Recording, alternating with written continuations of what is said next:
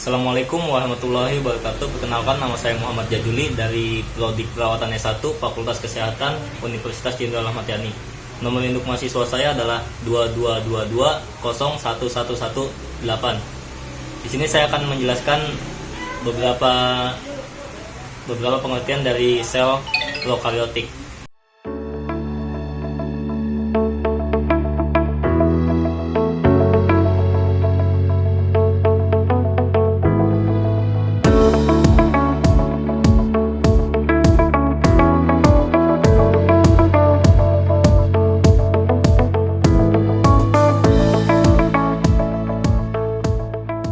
Assalamualaikum warahmatullahi wabarakatuh. Perkenalkan, nama saya Muhammad Jajuli dari kelas B Prodi Keperawatan S1 Fakultas Kesehatan Universitas Jenderal Ahmad Yani.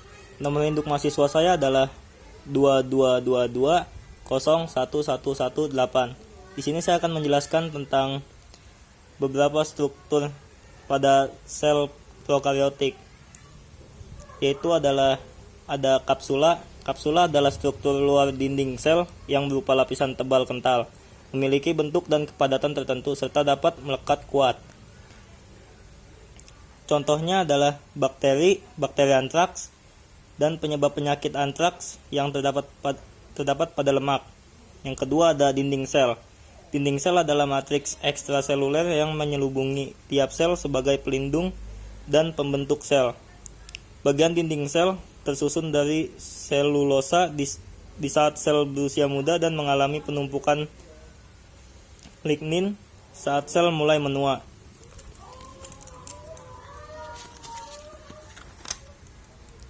Berikutnya ada membran sel. Membran sel adalah fitur universal yang dimiliki semua jenis sel berupa lapisan antarmuka yang disebut membran plasma yang memisahkan sel dengan lingkungan di luar sel. Berfungsi melindungi inti sel dan sistem berlangsungnya hidup yang bekerja di dalam sitoplasma. Berikutnya ada sitoplasma. Sitoplasma adalah bagian sel yang terbungkus membran sel. Sitoplasma merupakan cairan pada sel yang terbungkus membran sel. Tiap-tiap sel memiliki sitoplasma, namun struktur sitoplasma antara sel tersebut berbeda satu dengan yang lain, tergantung dari fungsi sel tersebut. Pada sitoplasma terdapat sitoskeleton, berbagai organel dan vesikol, serta sitosel yang berupa cairan tempat organel melayang-layang di dalamnya. 70% sampai 90% sitoplasma merupakan cairan yang tidak berwarna, selebihnya merupakan sitoskeleton atau rangka sel dan sebagai organel. Berikutnya ada ribosom.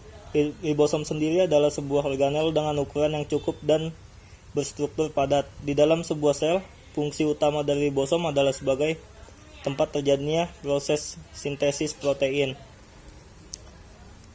Lalu ada plasmid. Plasmid adalah DNA yang dapat bereplikasi secara otonom dan bisa ditemukan pada sel hidup. Di dalam satu sel dapat ditemukan lebih dari satu plasmid dengan ukuran yang sangat bervariasi, namun semua plasmid tidak mengkodekan fungsi yang penting untuk pertumbuhan sel tersebut. Lalu ada pili. Pili adalah pelengkap yang berongga, tidak heliks, dan filamen yang menonjol dari permukaan sel. Mereka hanya terjadi pada bakteri gram negatif. Pili berasal dari membran plasma dan terutama terdiri dari protein pilin. Lalu ada flagela bakteri. Pada bakteri, flagela dapat didefinisikan sebagai alat lokomotif yang membantu bakteri untuk berenang di media nutrisi cair. Terakhir ada nukleoid atau DNA melingkar.